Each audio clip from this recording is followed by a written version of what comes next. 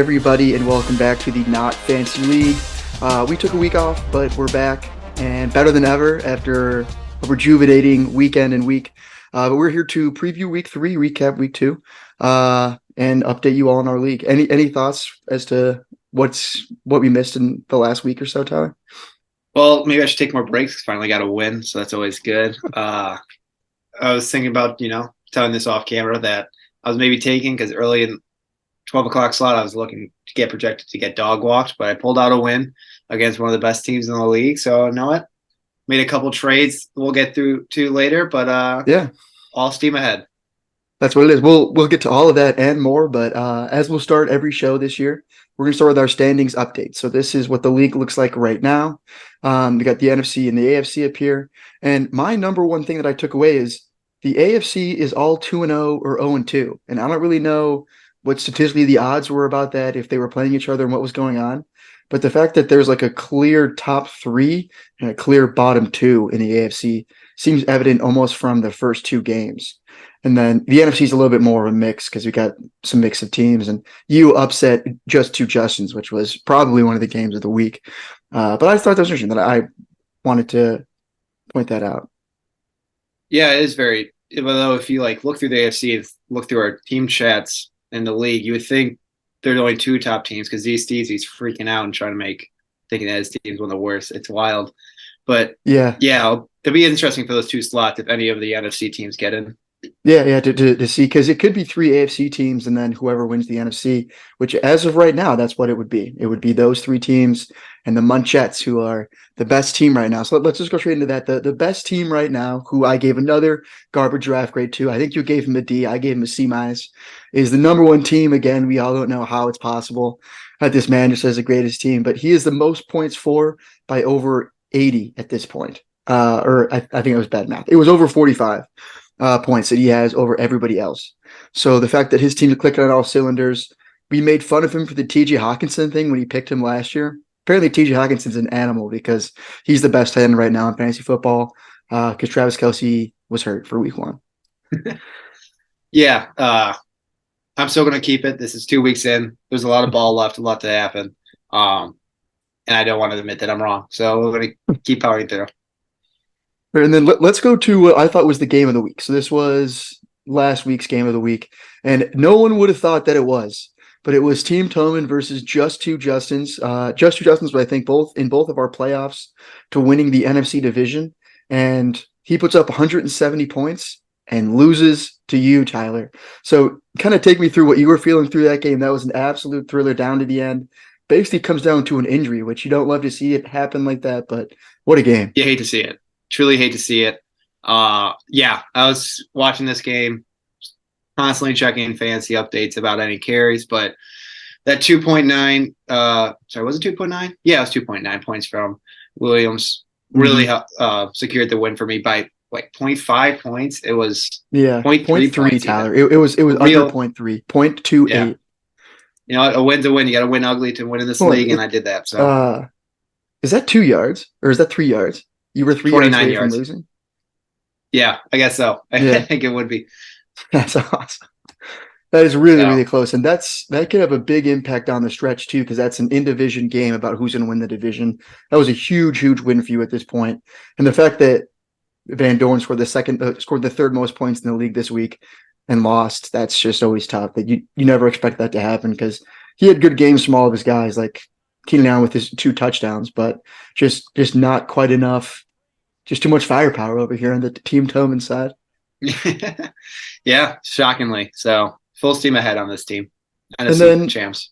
The very last thing I wanted to touch here in the standings was our last year's champion, Pound Cake, is sitting at 0-2. I don't think he's pressing the panic button necessarily, but he has not had the start that he had last year. He was one of the best teams throughout the entire season. I think his division's a lot better than it was last year.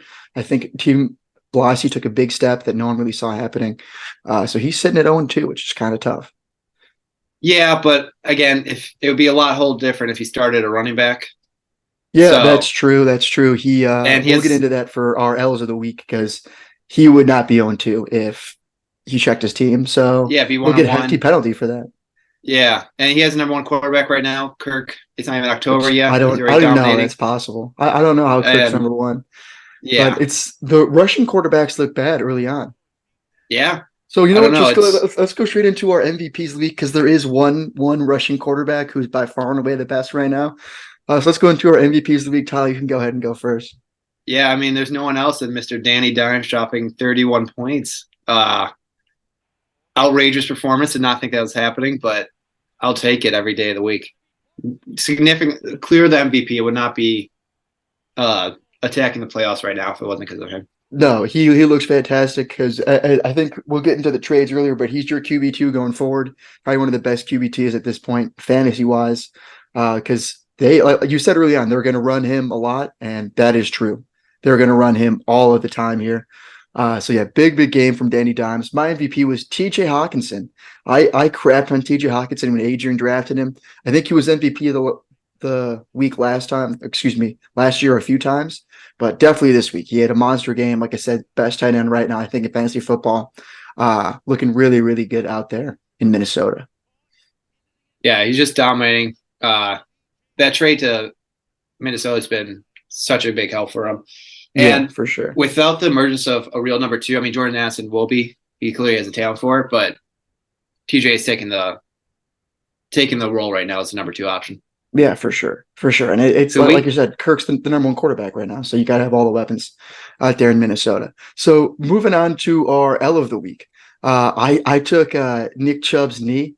That might have been a graphic image that I just showed right there. But yeah, he's my L of the week right now.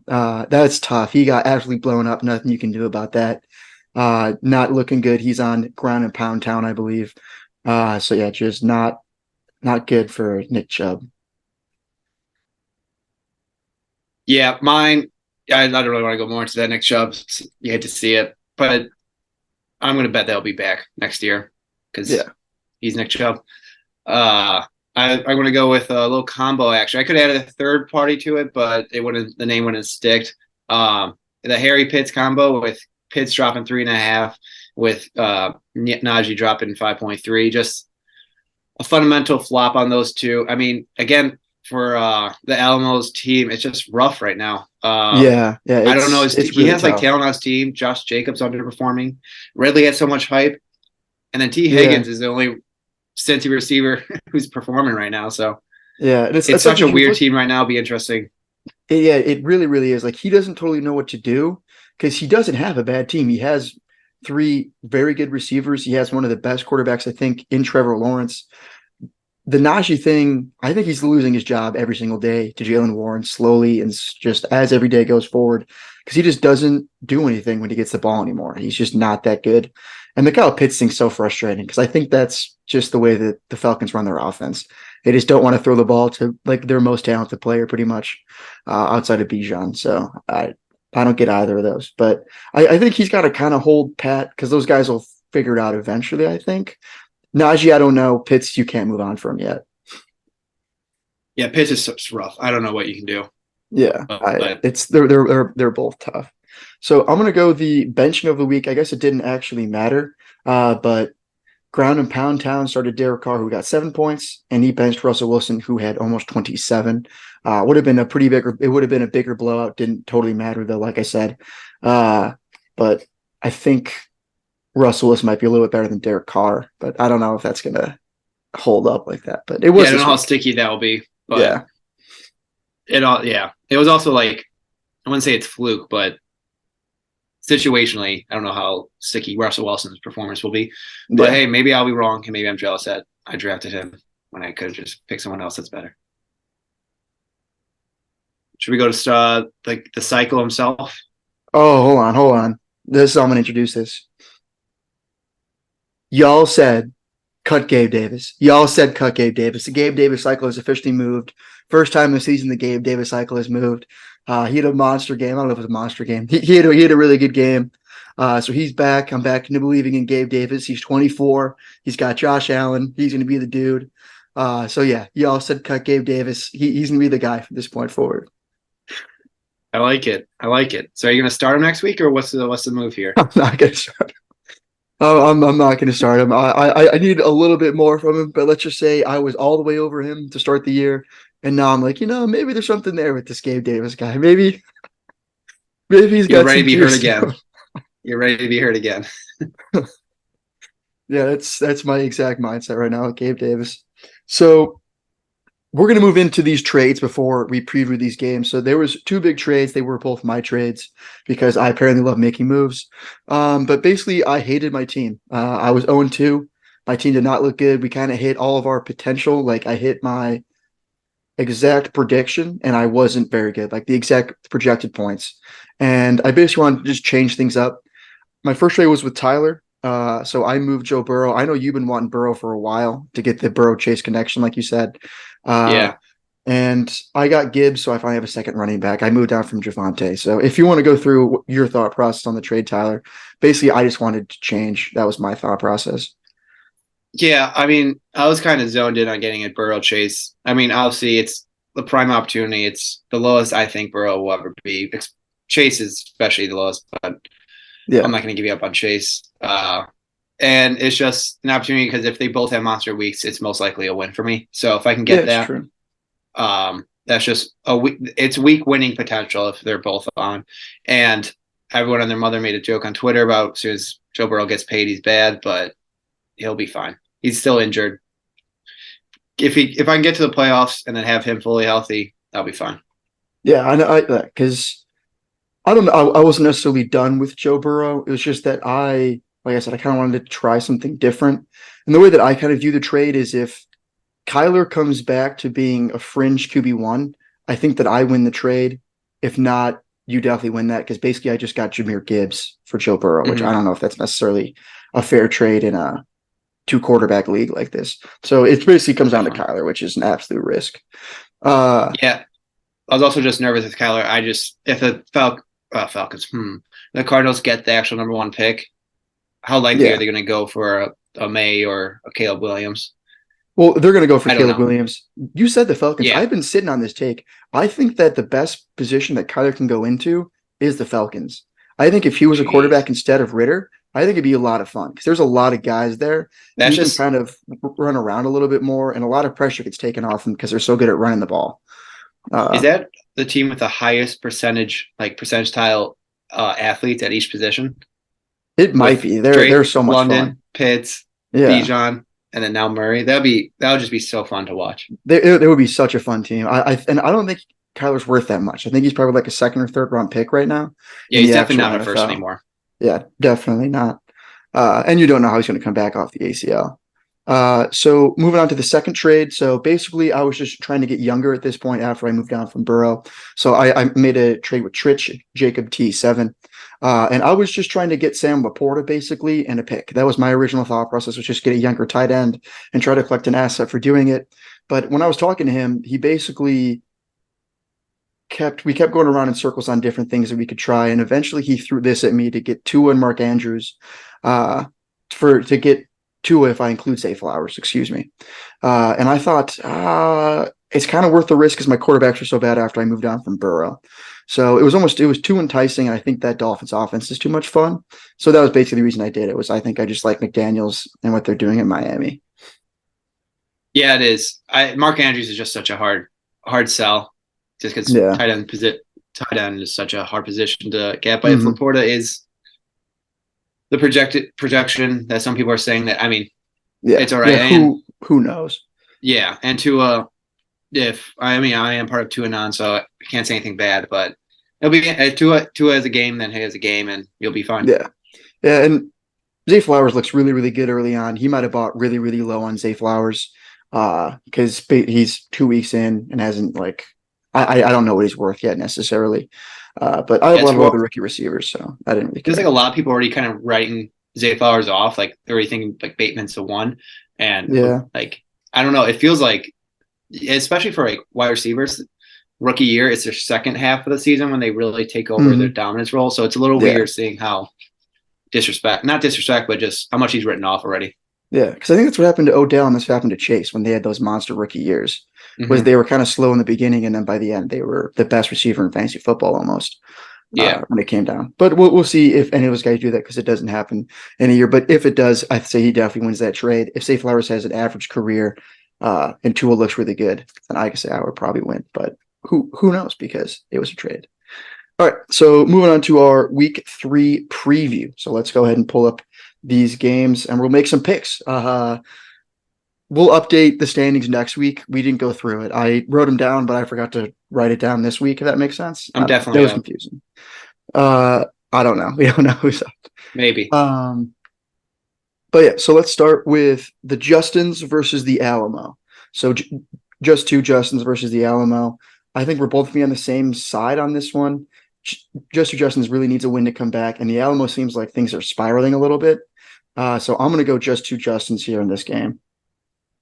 Yeah, I'm going to lead to Justin. I just don't know something right now that maybe it's just because he just doesn't have another running back, but starting Roshan to Justin's is doing that.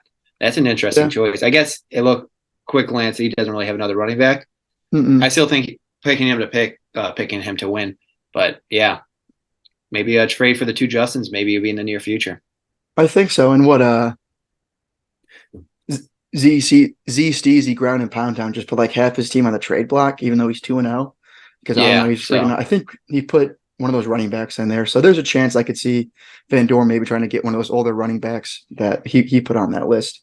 But yeah, so we're sitting just two Justins there in week 1. So moving on to Pound Cake versus Team Blasi. I'll go ahead and let you go first on this one. I think this is a tough matchup to call. Yeah, I mean, even projection has it pretty close, but I think I'm going to go Pound Cake takes the upset here. I just think the connection of Jefferson Cousins is a very nice connection right now, especially with the Chargers. I can see a lot of points there. Eckler's back. I think having a running back give you points would be a nice change. And then either Deebo or Kittle is like 2 out of 3 of if they one of those or Ayuk or is going to have a game. So yeah, I can see that being very beneficial. I'm going to go for the upset here. You're going to go. I'm going to go with Team Blasi. I think Travis Etienne has a really, really big game this week. He's been kind of quiet, and they're going into Houston. And if they get up early, it might just be the Etienne show where he just gets tons and tons of yards, tons and tons of catches. Where that might be enough almost by himself to get this done if he is able to outscore. But it's still a very talented team here for Pound Cake. They really need a win in order to kind of right the ship. But Team Blasi is hot right now, so I guess I'm going to ride the hot hand. All right, and then moving on to the Tortoise Lips versus the Munchettes. I don't like saying either of those names. It felt really weird to say both of those things. I'm gonna go with the Munchettes. The Tortoise Lips are in a weird spot right now, where I don't really know what their plan is for the future. I'm trying to look at it. The Aaron Jones injury hurts them because that was their first pick this year. So I don't know. Like I said, they're kind of in a tough spot. The Munchettes team's really good. I think they're in a dangerous position because they got some aging running backs in Gibson and Mixon. They got Evans as a receiver that's aging. And then, I don't know.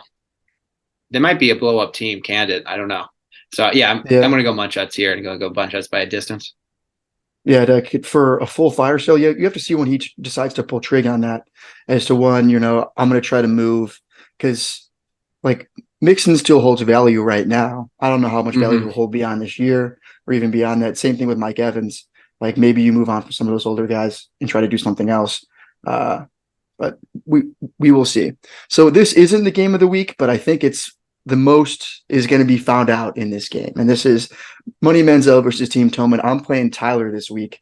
And basically we're going to see how both of these teams sit after the trades. So we're just going to see a lot here, I think. This is going to dictate if we made the right decision or not. I'm going to pick myself. I think I know what you're going to do, Tyler, as well. You can go ahead and make your pick. Yeah, I'm going to pick you. I'm kidding. I'm just going to pick myself. My roster is still not completed, so I don't know. I'm scrolling through it, but I'm going to definitely just back myself. But yeah, it'll be interesting. Hopefully, I don't even know if Joe Burrow's playing this week. I don't know if they're going to sit him for a week, get fully healthy, but yeah, that'll be interesting, especially because I have like too many running backs right now. So I got to make a move somewhere. I should talk to Van Dorn. The thing is, I just don't like trading my running backs, so it's a little catch-22 I have. That's why I'm with my receivers. That was one of the reasons I moved on from Flowers too. It's because he actually never played for me. He was my fourth or fifth receiver. And so I was just like, I guess it makes sense maybe to do it. No emotional connection. So, and then moving on to our game of the week, and this should be a good one. We got 2-0 teams, two teams that are sitting in the same division. So this is the 2-0 teams there in the AFC. Z Steezy versus Jacob T7. Ground and Pound Town is Z Steezy. So this is, I think, going to be a pretty tight matchup. Jacob T7, I think, has the better team. The Mark Andrews trade puts his team in a really, really good spot where he doesn't really have a lot of holes at this point, and he has injuries, and it's not even really affecting his lineup. So I'm going to go with Jacob T7. I think he has one of the best rosters in our entire league right now. And ground and pound, like I said, it seems like he's hitting the panic button for no reason. Yeah, I think as much as I love making fun of Jason Day, the guy that was born on third base, thinks he may hit a triple, aka ground and pound. I don't think he's going to make a trade because he just doesn't have any sense of how to make a proper trade, and he'll just stick with his team. And his team, I think, is better, and they'll pull away with the dub. Did you pick Jacob T7? I didn't hear what you said. I am picking Pound and Town. Oh, you're picking ground and pound town. So we're going different. Yes. You think he's going to pull this out and be a 3-0 team out there in that division? That's interesting. So yeah, that's our league update. I don't think I have anything else for anybody. We did everything that I wanted to do. Yep, the egg bet will be happening eventually. We forgot to do it. Kind of forgot about throughout the night. So it kind of came down to me because we talked about it, and I was wearing a nice shirt, and I really didn't want to get eggs on my nice shirt. So it was also like discussing it at like 10:30, 11 at night, and you had been at the bars egged up. So I understand it. I was a little disappointed. Yeah, I should have done it, but I will point out that apparently we had different visions of what the egg bet was. Tyler thought that he was going to stand 3 feet away from me. Not 3 feet. I thought it'd be like mailbox to mailbox distance, not 40 feet away. I was saying 20 feet. I think 20 feet's pretty fair because you might. I think mailbox to mailbox is a. I don't know what that means. Mailbox to mailbox. That could mean so many different things. No, just a normal suburban house. Mailbox to mailbox. All right, whatever. We're going to be almost mail to mailbox, also almost 20 feet apart whenever this thing happens. It will happen at some point, and I guess you'll all be able to see then. So, thanks for watching. Yep, thank you guys, and we'll be back next week. 95%. Probably. All right, we'll see you guys. You guys take care. Bye.